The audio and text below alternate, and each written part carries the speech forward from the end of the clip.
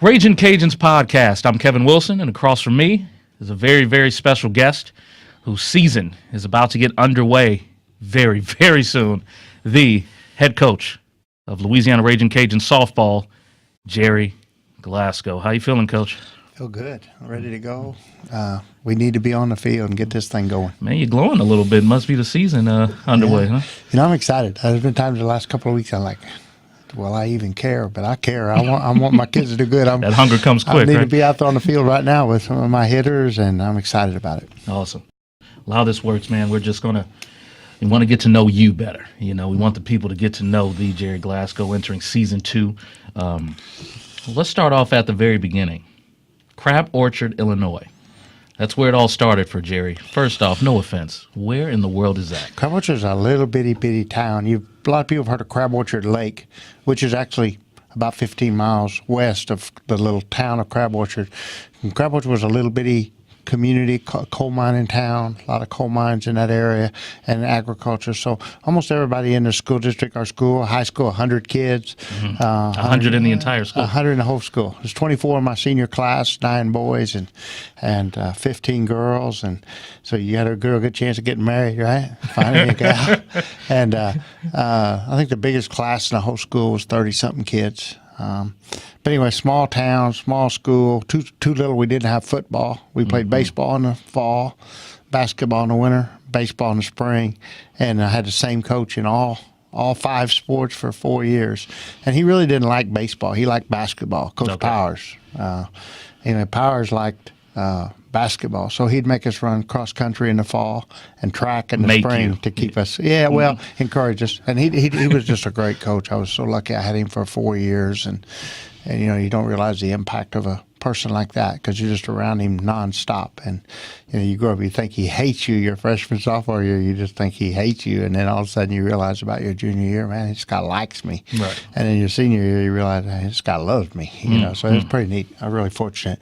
Anyway, Carroll was a little small town, coal mines and farmers, hardworking, blue collar What's the people. nearest big city? Marion was the big city. There were about 15,000 people. Marion, Illinois. And so I grew up, playing Little League baseball in the summertime in Marion and in Carbondale, where SIU, Southern Illinois University. Carbondale's about 15 miles west of there. Okay. Yeah. Now something sounds familiar. Yeah. Okay, I'm with you now. And we're about 100 miles southeast of St. Louis. Okay. 200 miles north of Nashville, 200 miles straight north of Memphis, Tennessee. Okay, so you can get there. You can get there if you want triangle to. between Memphis, Nashville, and St. Louis. Okay. Yeah. When did you first pick up a baseball? Oh gosh, probably 5, 6, 7 years old. I mean, that's something we did in our little neighborhood. All the boys played baseball. We play we're literally out in the cow pasture, and we had, we played. We had leagues where we played 60, 70 games in the summer, wiffle ball, baseball, and it'd be 1-on-1. Everything was 1-on-1. You pitched and they hit, and they had to hit it to certain areas. You were out. We didn't invent games, and kids back then we knew how to play. We didn't grow up with an iPhone or. We were always out in the field. What you trying to say, Coach? Yeah. Well, it's good and bad to everything. I think we could I would have benefited if I would have had, some advanced knowledge of computers. And I admire these kids today when they grow up and they can look things up on an Apple computer or YouTube videos when they're 6 years old. What's a book? Yeah. And but on the other hand, I think kids, when you're not outdoors and you're not out in the field, walking through the field and spending time alone and learn how to recreate things, your social skills diminish, I think, too, to some degree.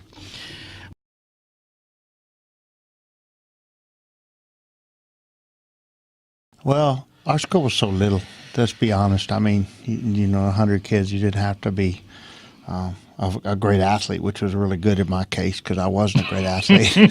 I was ultra competitive. I loved to compete, and so I played baseball and I played basketball.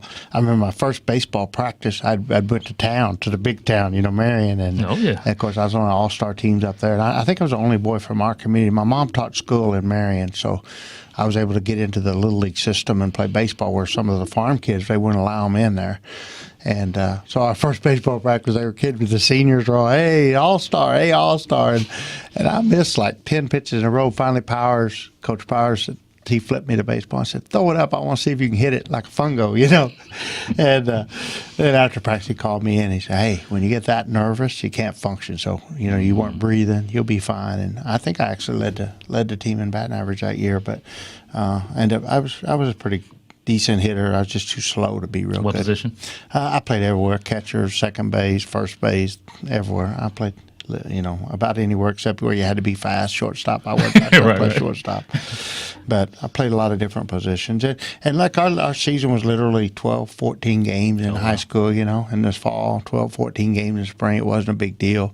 Most places where we played, they didn't have dugouts. You just sat in a fenced-in area. Oh, if you were man. lucky, it was fenced in.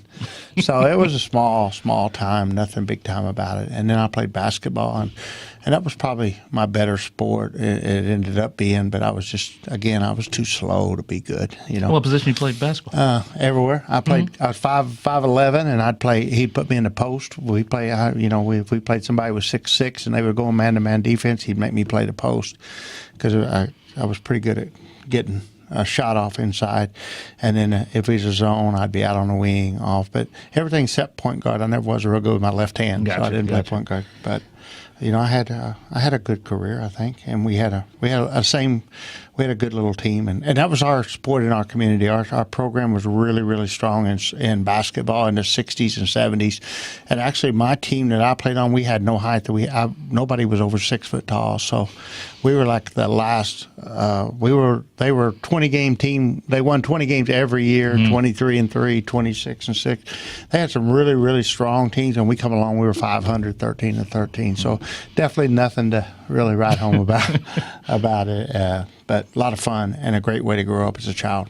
Your collegiate choice was Illinois. You stayed at home? Yeah, I actually went to junior college for 2 years because my grades academically, I wasn't prepared to go straight to University of Illinois, and so my mom wanted me to go junior college ball for go to junior college for 2 years, and I was going to play basketball there, and I got hurt the night before the first practice of the season. Got hurt, ended up getting to go hunting every day. And when it come time when I got my knee rehabbed and I was able to start playing, I said, I'm gonna hunt. I like the hunting better than I do the playing, and so I ended up never playing ball there at Logan. But I went to school there for 2 years, got involved with student government, and had a really good. I enjoyed junior college, and it was really good for me. Give me a chance to kind of go from a school of 100 to a school of a couple thousand, and then make the jump up to University of Illinois as a junior to the big school. Yeah, a little bit more students there. The population a little stronger there. Yeah, I went from 100 in high school to 30,000, and I had a great. I was really blessed. Like, the good Lord took care of me every step of the way through college. I had it turned out that my advisor in animal nutrition, my major was animal science, and my advisor was Dr. Robert Easter, who went to a little bitty high school in Texas, South Texas, and knew what I'd come from, the background I came from, and ended up being my boss on the University Pig Farms. I worked on the hog farms in the morning. I'd feed his pigs for him at 4 or 5 o'clock in the morning, and then he was my advisor. He also became my Sunday school teacher.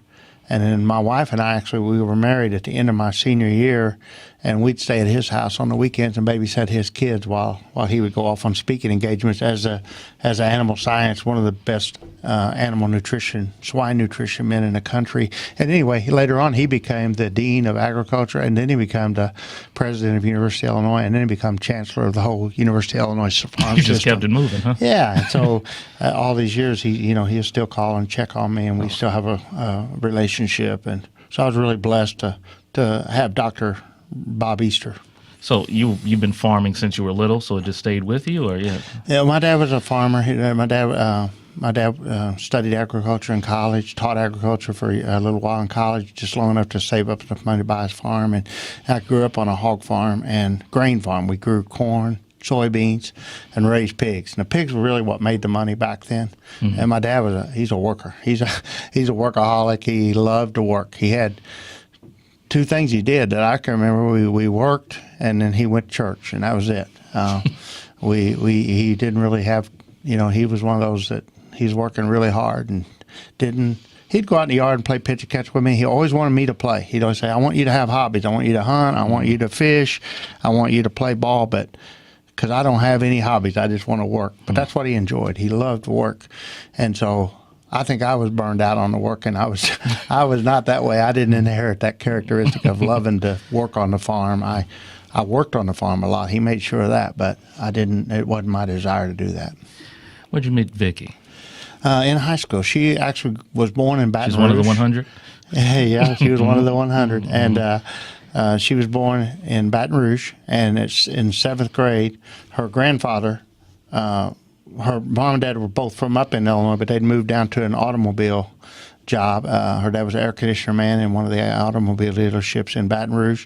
And in 7th grade, her grandpa was in an underground mine accident where the roof fell on him and smashed his head, and they thought it was terminal.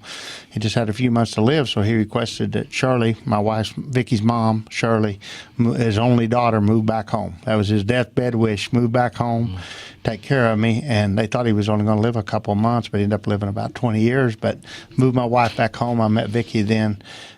She moved up there in 8th grade. We started dating, I think, her junior year of high school. You remember the first line you hit Vicky with? I was riding a horse. I was Yeah, riding a horse, Yeah. and I had a route where I'd ride my horse to the north one day and to the south one day, and girls love to ride horses, and so they jump on the back of the horse, and then that's how we started dating. I'd pick her up about once a week and take her on a horseback ride, and then school started, and we started dating when school started that year. Oh, you played it well, a little horseback, huh? Yeah. Now, did she follow I'm country you? now, I'm telling you. Come on, man, you got to make a play. So did she follow you to school and everything, or? No, she went to Southern Illinois University in a physical therapy program, and it was a 2.5-year program, associate's degree in physical therapy assistant, and then she actually graduated before I did and was working to put me through college my last year. Really? Yeah. Really? How does a 22, 21-year-old kid say, hey, I'm ready to marry you? You know, I guess we was just young and naive, I guess, because we got married really young, and you know, I don't know. I just didn't like being alone I was up at Champaign by myself, and she was at home, and it was expensive driving home on the weekends, 3 hours one way to see her, and we just decided when she got her degree, and we got married on Friday, went on our honeymoon, which was a fishing trip because it was the preacher let us use his fishing cabin. So we went fishing, floated up and down a canoe in a river. And we did that for several anniversaries. But anyway, literally, she went up and started her first job in Champaign, Illinois at Cole Hospital. Wow, that's amazing. How'd you get into coaching? Coaching was an accident with me. I love sports. I loved sports. That was what I loved to do as a kid. And so when I got to University of Illinois, I coached Little League Baseball in the summer. I guess that was my first real coaching. The barber where I got my hair cut and went to Pennsylvania Avenue Baptist Church where I went, asked me if I'd be interested in coaching Little League Baseball, so I did, and I had really good players, really good team, and then they let me do the All-Star team, and so I did that for 2 summers, and then after I got out of University of Illinois, I went back home to the family farm, and that's what I got my degree in, and I went back to the farm, and then Coach Powers would have me do his basketball in the summer. I did the high school basketball team a little bit in the summertime, and I was always around the gym with him, and then I guess the first time I coached softball was when my daughter got up I remember when she was 7 and 8, and I said, I'm not coaching my own daughter. I can't coach her. But at about 9, a couple of summers went by, and I watched it, and I thought, okay, I need to coach. I need to get in there and help them. And so I started coaching girls softball when my oldest daughter, Tara, was, I believe, a 9 and 10-year-old. So before you got hardcore into coaching, where were you working? I was working on my dad's farm, and I started right out of college. And back at that time, he gave me $1,000 a month, which, you didn't make a whole lot of money there. And but I'd go to Texas guiding quail hunts in the wintertime, and that's what I really liked that. I loved dogs and training dogs and handling bird dogs. And so I started going to Texas in January. In the coldest part of the winter, I'd go down there in December, January, and then it paid about as much money as farming did, if not more. And so in 1986, I started going to Mexico and guiding, and I did that from 1986 till 2008, the 2008 and 9 season. Jeez, you made a straight career out of it, huh? Yeah, out of taking people hunting, and Mexico got real dangerous. It was a really good living. We got our kids through school. And, Jerry Ann was, the two oldest girls were out of college, and then Jerry Ann was going into her freshman year of high school. And we shut down the hunting business because of the drug war in Mexico. It was just got really dangerous. And Coach Champer at University of Georgia had offered me a job there as a hitting coach. And I took that job and went to Georgia. Wow, amazing. Now, the three daughters, Tara, Erin, Jerry Ann, okay? All of them played softball. Yeah. Tara was my oldest, and we got into the softball because of Tara. I actually wanted her to ride barrel horses. She rode barrel horses up until 12 years old, and I was a fanatic about that, riding the barrel horses. And she, in the middle of season, she had fell off a horse and broke her hand, and she said, "Dad, I'm not going to ride anymore during softball. I'm only going to do softball." And I was upset because I liked the barrel racing better than I liked the softball at that time. And so we went on for about 2 or 3 months, and she didn't want to ride. And I said, "If you're not going to ride, we're selling the horse." And I thought that would bring her back to the horses. It was the opposite. She's like, "Okay, sell her." And so we sold out her. I think I actually had 3 horses. We sold those 3 barrel horses, and it was full-time softball from then on. Goodness gracious. What's it like coaching your daughters? Are you harder on them, or did you find yourself a little tougher on them? Yeah, I think there's no doubt you're harder on them than you should be, and I think in some ways you have to be at least as hard on them as anybody else on the team.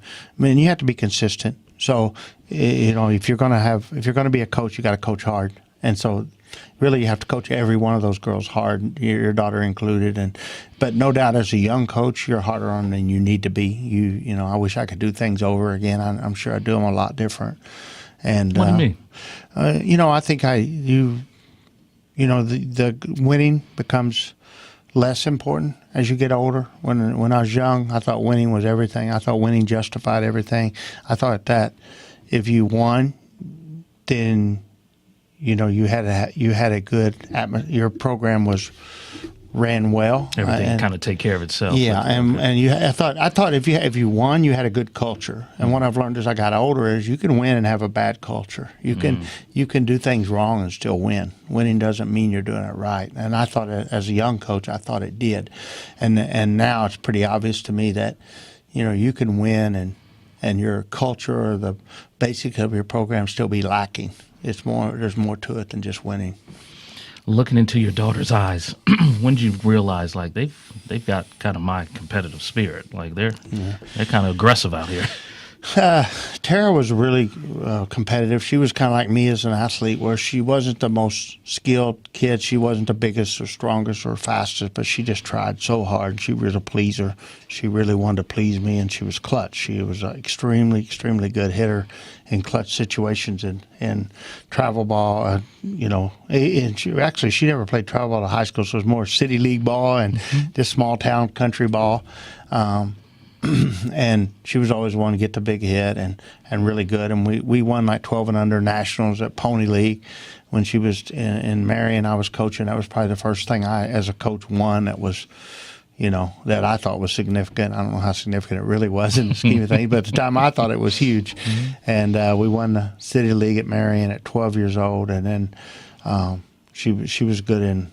We did, the other thing we did a lot of was basketball. I wanted her to be basketball because that was my sport, is basketball. So I had her in the Elks free throw shooting contest at 9 years old, a poor little thing. We'd shoot 250 free throws a night. And the kids, because I was gone during the winter to Mexico, I'd be gone November, December, January, and February. When I got home at Christmas or, I'd be home 2 or 3 days of Christmas, we played basketball and softball. And so the girls were always clinging to me when I was home, and that was the one common denominator was sports. So we did all that. And Tara was ultra competitive. That was her strength. She was really competitive. She'd think things through and be real smart. And then the younger two had a little bit more size and strength. That 5'11" kicked in from Dad. The 5'11" height kind of kicked in a little bit. 5'11" kicked in, and really athletic. My wife's family, her and her brothers were real athletic. My wife was a much better softball player than I was, baseball player, and so they got a lot of their athleticism actually came from my wife's family. You get to the University of Georgia. You start coaching in the SEC and winning a lot. It seemed like everywhere you went, home runs just kept coming left and right. What was that experience like coaching in the SEC? Yeah, it was really fun. You know, I get goosebumps thinking about coaching for Coach Lou. And what happened was I started coaching. I started travel. As I got to understand softball, my oldest daughter got to be a freshman in college at Southern Illinois University. And we had just basically grew up playing country school ball and hanging around the school. And we didn't travel ever. And she got to Southern Illinois University, and we got a chance to play at a national tournament. She got picked up, and that was my first introduction to travel ball. We went, and there's Kat Osterman and Alicia Hollowell, and all the kids that were on the Olympic team were in St. Louis, Missouri, out at ABC Park by Chesterfield, and so I went home. As soon as that was over, I said, man, we got kids in Southern Illinois that these little bitty country schools, 100 kids that could play Division I softball, but they're never going to play it.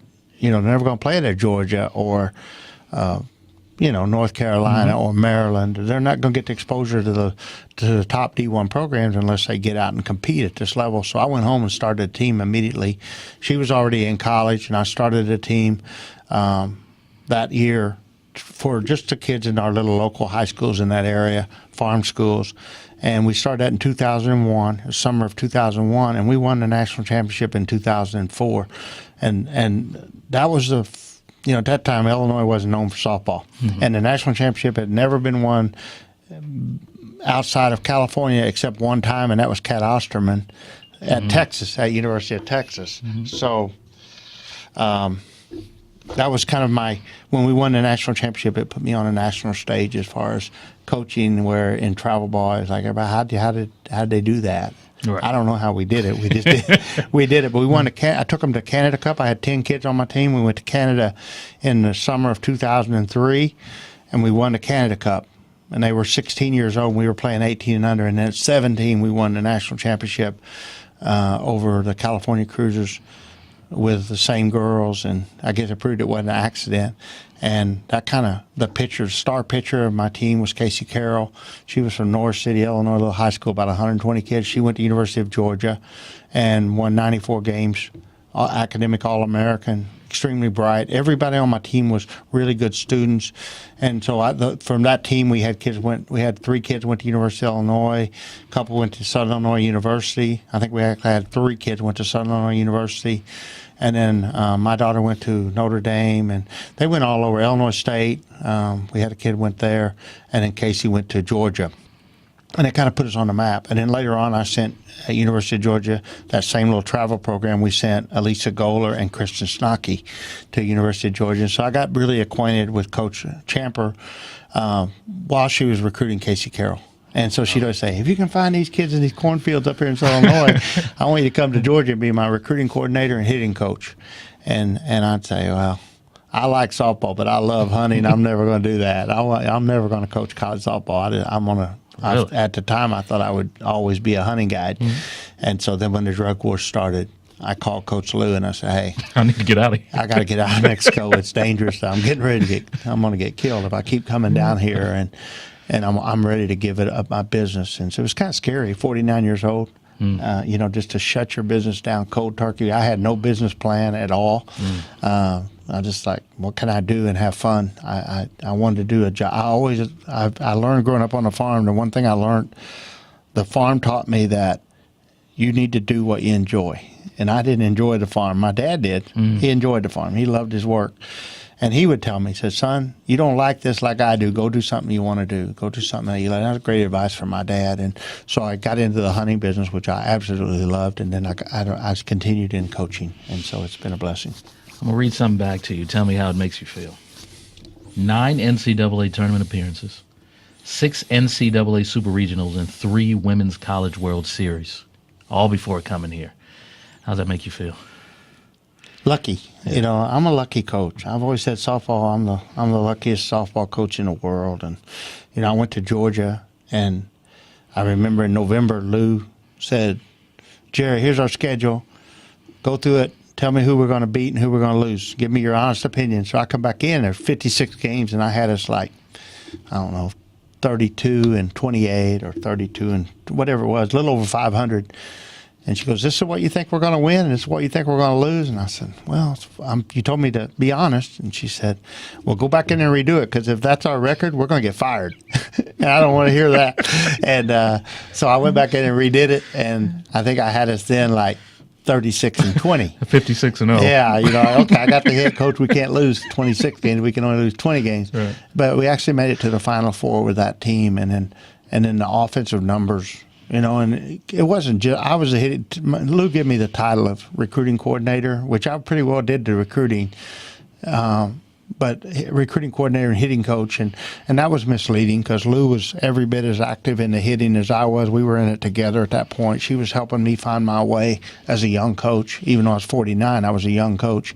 And I would watch film and film and film, because she made me, not because I was smart enough to do it. She's like, if you're gonna teach it, you got to be able to explain it.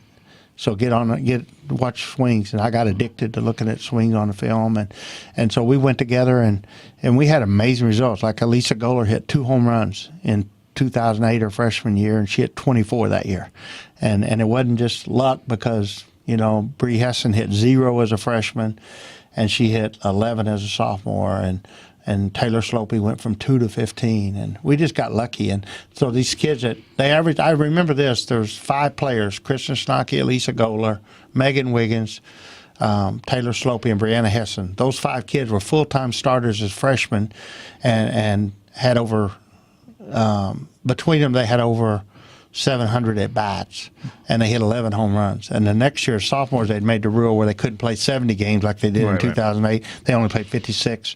And they went from 11 home runs to 59 home runs, but they did 59 home runs in only 600 at bats. So they went from 1 every 77 at bats, they hit a home run, to 1 every 10.3 or 10.6. It was some phenomenal number like that. There were no steroids in the locker room. No, and we didn't, but we worked. Yeah. Our steroid was we worked hours and hours of hitting, and we worked really hard. And they were great kids. They were hungry. They wanted to win, and they were like, if I remember right, they were 36-24 maybe their freshman year, and their sophomore year they wanted to win, and they wanted to prove to college softball they belonged, and they took us all the way to the Final Four the next 2 years. Tell me about how you find yourself now as a head coach of the University of Louisiana. Again, a lot of luck. I think being in the right place at the right time. In this particular job, I guess, being in the SEC, the program here is built on winning, and a lot of colleges want to win in softball. They want to win, but if they don't win, they can accept it. And here, I think that Louisiana knows they have to win, and Dr. Maggard was determined that, he made a hire that would continue the winning tradition. It was imperative that we won, not an option. We have to win. And so he was looking for a coach that he felt like would win, and luckily, for me, Allison Habits is an alumni of here, and I think when he called Allison, he probably wanted to hire, I know he wanted to hire Allison and have her leave Alabama and come back home, which would have been an absolutely great hire. And Allison wasn't in a position to do it. She wasn't ready. She was so close to retirement in Alabama. She needed to stay there a few years. And so she recommended Dr. Maggard talk to me and give me a serious look. And I think that was very fortunate on my part. And so when he did that, he bought into what she was saying, and he gave me the opportunity for the job. Now, for a guy who just wants to hunt, picks up softball, watching some film, and now all of a sudden a Division I head coaching opportunity opens up. What was going through your mind? Were you mentally prepared to take the step initially?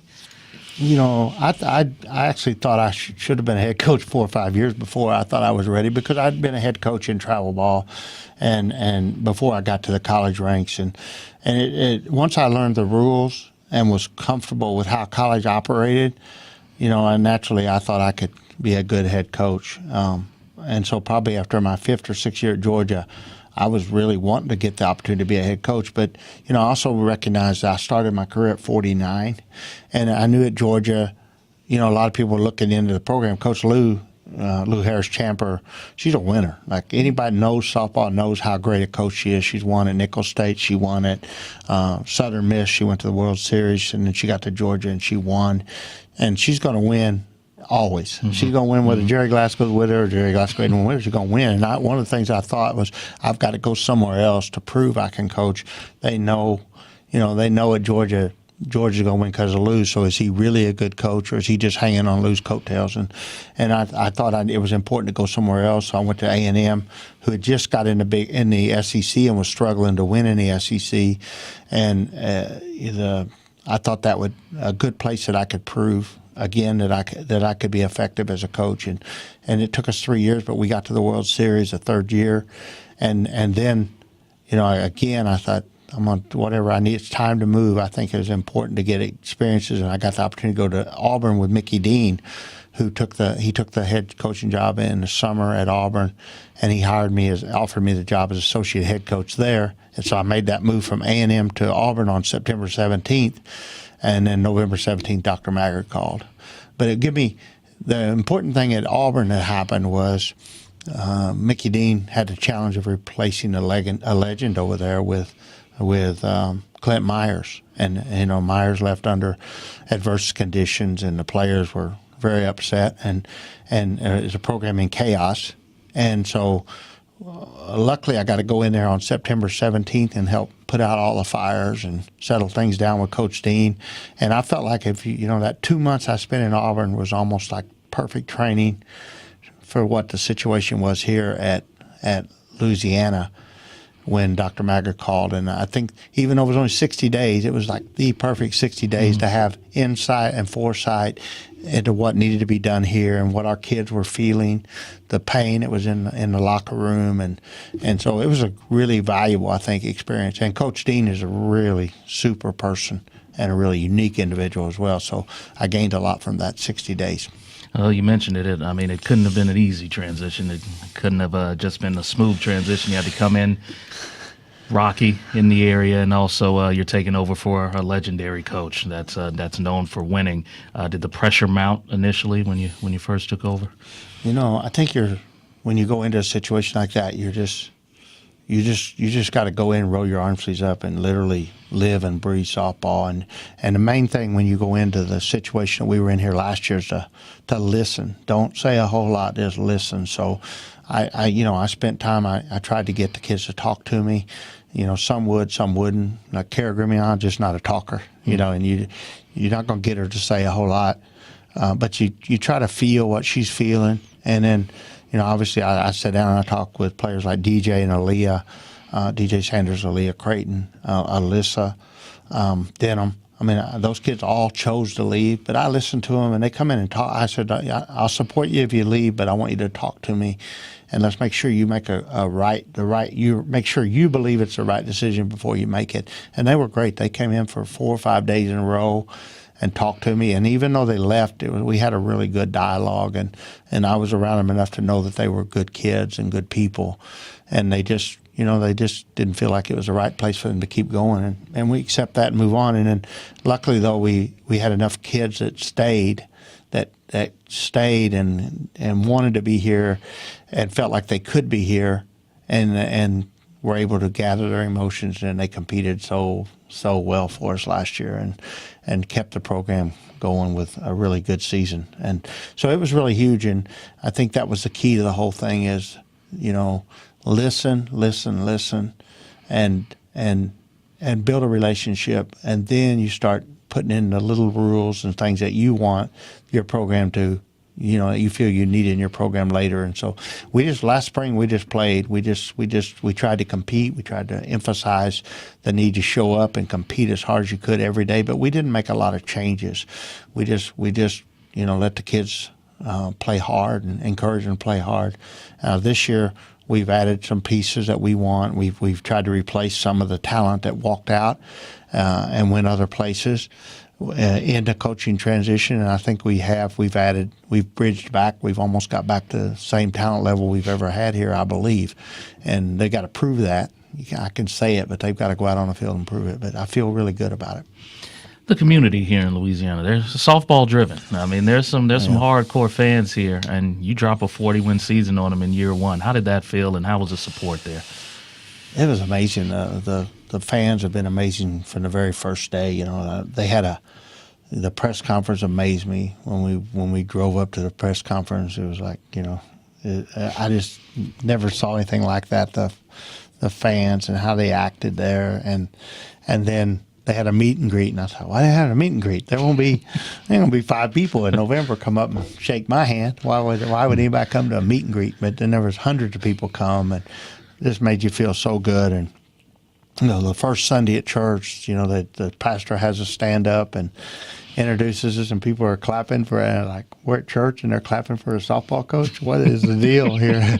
But they love their softball, and they just continue to amaze everything from day one till now. It's just they continue to amaze us as a family and myself as a coach, and just their reactions, the way they support not just softball, but the way they support our school and the sports here at our school, and the way they support families, and nobody knows that better than us in the last 10 days.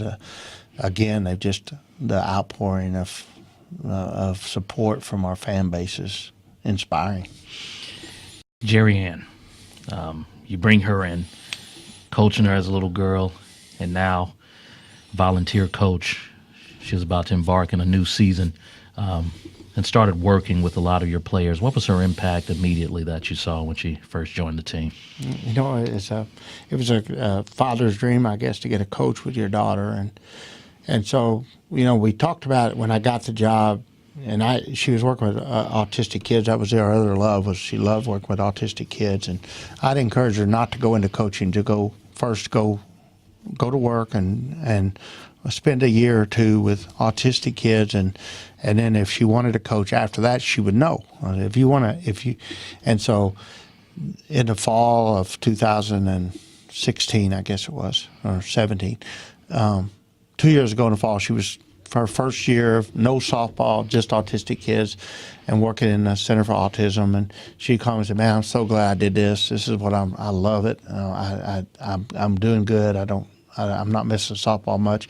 Then when season started in the spring, the college season, they asked her to volunteer at junior college and work with their pitchers, and then she ended up working with some high school pitchers on the weekend. She'd work with them on Saturday, and she's like, "Dad, I love my working with the autistic kids, but I want to do a combination. I want to get back into coaching." And I said, "Okay, well, let's just keep kicking around. At any moment when you want to coach, you can always get into coaching." And so this summer she began to really, she said, I'm definitely I want to go into coaching. And I said, "Well, why don't you come be my volunteer for a year?" And then in August, she actually got a couple of offers at one of them was a Power 5 school, wanted to interview, and I was like, "Hey, just stay with me." Focus. I'm counting on, at this point, I'm like thinking, man, this kid can throw batting practice. She can work with my hitters. She can work with our pitchers. She can do a lot of different things. I don't want to lose her. So I talked her into not turning down the paid job and stay with me and her mom. And I said, "Look, we're going to win this year. We're going to show a lot of improvement. Our program's in really good shape to show improvement, and you'll be able to pick the job you want if you'll come here for 12 months." And she did that, and I'm really blessed that I got to spend the last 8 months with her. And my pastor at church tells me to keep, to think about, she got to come home for 8 months before she went home, and that's what I'm going to choose to do, and I'm going to choose to accept that. And but I feel blessed every day that I got to spend these last few months and weeks with her, and we, not just share our home, but to share the softball field again with her was really good. And you knew how ravenous the fans were in this community for softball. How much support and love did you receive from the Louisiana community once news of the loss came? It's unimaginable, the support of the fans here in Louisiana, and then the softball community. The wreck happened at 1 o'clock, and I don't know the exact timeline, but around 4:30, I was able to get to her car and confirm with the police that they brought me her driver's license out of the car, and we knew it was Gerry Ann, and we'd lost her. And I think around 4:30, and I walked back to the car.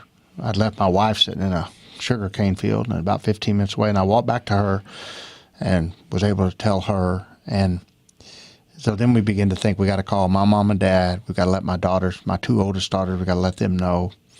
and so we got that process worked out by 6:30, and I wanted my team to know from me. I didn't want them to hear it on the radio. I didn't want them to hear they'd lost their coach on the news.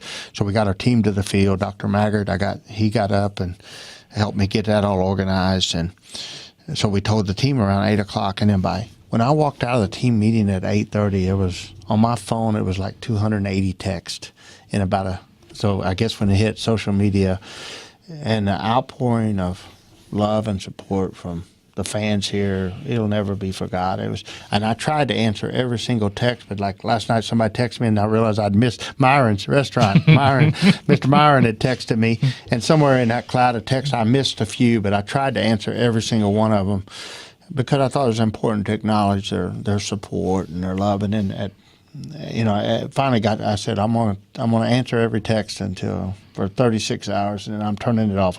This will be about me and my family and my daughters, and I did that. But that show of support will always be appreciated and something I'll never forget. And in the darkest of times, sometimes you learn things still that are very positive. How are you today? I'm good. I think you're in a place that you're not prepared to be. Nobody's ever taught you how to lose a child, and so I'm hurting. I'm hurting bad about it, but also I'm enough of a competitor that I want my team to look good today. And the only thing I'm worried about on this game today, I don't want my kids to over-try. I don't want them to go out and try to play softball. I don't want them to go out and try to play a big game for the coach. I want them to go out there and have fun and be joyous in the fact that I get to play. All I have to do today is play softball, and then trust our training. We've got them ready. Jerry Ann had the kids hitting; they were hitting so good. The week of the rec, scores were like 9-9 and 12-7, and they were hitting home runs. We were actually at the pace. The day of the funeral, somebody sent me the stats. It was a home run every 16 and a half at bats all of January, which is crazy because last year we were a home run every 70 for the whole season. So we were at a phenomenal pace, and in the last few days we slowed that. Last night it was a home run every 23 at bats for all of January scrimmages, which is still really good, So they're ready. They just got to. I want them to trust their training. Don't try to do anything. Just trust their training and play the game. Realize how lucky we are to walk out on the field today and just play softball and play with joy and play with enthusiasm, play with passion. And that's the message I'll deliver in the locker room before the game. And likewise, as a coach, I want to do the same thing. I may be the saddest guy in the world at home when I think about Jerry Ann and the separation. But, when I get to walk out on that field today in front of 2,000 Ragin Cajun fanatics, and they're cheering for our team, and I want to be happy, and I want to be joyous, and I want to be out there with great enthusiasm. I hope. Well, just like you like it, it couldn't be easy. You start off this season, the top 20 in the two major polls, no pressure at all. You got to turn it on again and win a lot. That's what everybody's expected to win the Sun Belt. Everything's falling into place for you. What are your expectations for this season? I think we're going to have a great year. I'm curious. What we're going to find out now is how this what the effects of what we've went through in the last 2 weeks. Does it affect our season on the field or not? I don't know. But it's very important with our schedule. It's very important we have a great first half. And that's why we'd been geared up, everything. I told our team we have to, in our first practice on January the 10th, we have to be peaking in February. Everybody else has to be peaking in May. But the Ragin Cajuns have to be peaking. We have to be peaking in February and early March. And so obviously now we've lost, 10 days of. We've had a week to 10 days of uncontrollable effects on our program, and nothing we can do about that. So we're going to roll with it, and I think time's going to tell us, if that had a big effect or a minimal effect. And if it's minimal, we're going to be fine because we were in a great spot 10 days ago. And I think today a lot of questions will be answered of where we're at now, and then especially over this next three. We get to Baylor in game 3 in week 3 and Oklahoma in week 4, and that was when I wanted to peak at those 2 weekends. So we'll see, and I don't know, but on the other end, there is no doubt in my mind the adversity of this period of time will end up being a strength for this ball club in May. And so maybe the season will play out in a little bit different way than what I pictured it. I obviously would like to host a regional. I'd like to host a super regional. To host that super regional, we have to be winning a lot of games. You know, I was thinking if we could come out of the Oklahoma series with less than 4 losses for the year, if on March 3rd we've lost 4 games or less, we're in a position, I think, to make a run at hosting a regional and a super regional. If we don't play well here early, if we don't peak early, you know, then we're going to have to probably go on a road in the super regional. And if that does, we're going to be a dangerous ball club if that's the way it plays out. But again, I feel like there's some things that you're not meant to control. We're just meant to compete. So we're just going to go out today and compete as hard as we can and try to get our ball club back in the right mindset. You got a young lady who'll be taking the mound that she's kind of nationally known, Summer Ellison. If you can't find the bats, she'll at least keep everything else at bay. What are your thoughts on Summer and her expectations for this year? Summer's, the ones that don't know her in the national level of softball will know her. Mm-hmm. She's very good, and she's very talented.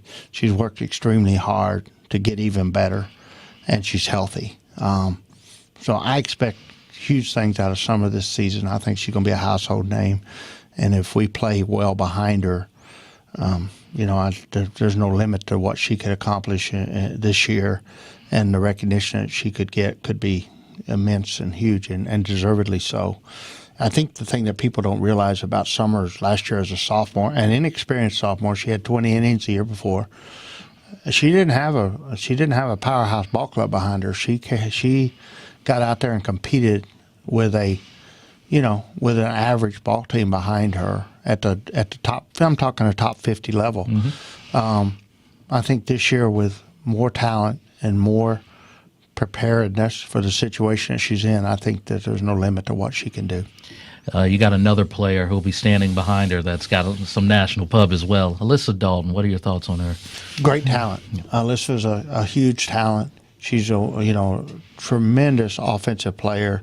No matter which way she chooses to go, if she chooses to go small ball, and I tell her all the time she's a punch and Judy hitter, but I need you to be a power hitter. But when she's playing punch and Judy softball, she's really good. You know, she's gonna come in there in the high 350 to 375 range, and if she chooses to hit the ball with power, which she's so good, she could literally choose to do that. It's just not her. She's not comfortable doing that. But if she'll choose to do that, I think she can jump up there to 15 home runs, maybe even 20, and be even more of a powerhouse effect on our offensive side of the ball. But regardless of all that, defensively, she's one of the top 3 shortstops in the country. There's no doubt in my mind. She might be the best shortstop in the country, but she's definitely in that top 3 in the whole country. She's really good. Give me a player that may not be on everybody's radar right now that's going to be a problem this season. Julie Rouse. Mm-hmm. Julie Rouse is a kid that, with all the transfers we brought in, they know Bailey Curry's a phenomenal hitter and out of the MAC and freshman of the year in the MAC, and they know Sarah Hudak was, everybody knows she batted 600 at A&M and helped A&M get to the World Series 2 years ago, and everybody knows that Milligan was a All-SEC as a freshman and one of the top 10 finalists for Player of the Year. So they're all talking about all those transfers. Rain O'Neal, all Big 12 and 12 home runs as a freshman. They're all talking about those kids. But Julie Rouse, with her defense behind the plate, her unbelievable arm, and then offensively in the fall and spring, she's like one of our top 2 hitters. And she's led our team in home runs this spring. She's got all the potential to really turn into a big-time player for us on the diamond over this next 24 months. I don't know how quickly we'll get there.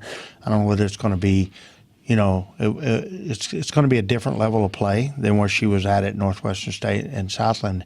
And I don't know whether she'll be ready to go against Baylor and Oklahoma at her peak level early. I wouldn't expect her to. But I think by the end of next year, her senior year, I think she's going to be one of the top players in the country. I'm just crystal balling here. You got a young buck, freshman out of Australia, who I can predict being a fan favorite here down the line. Tell us a little bit about Kendra Lamb and what she brings when she comes to the mound. Kendra has a lot of natural ability. She's big, strong, physical pitcher.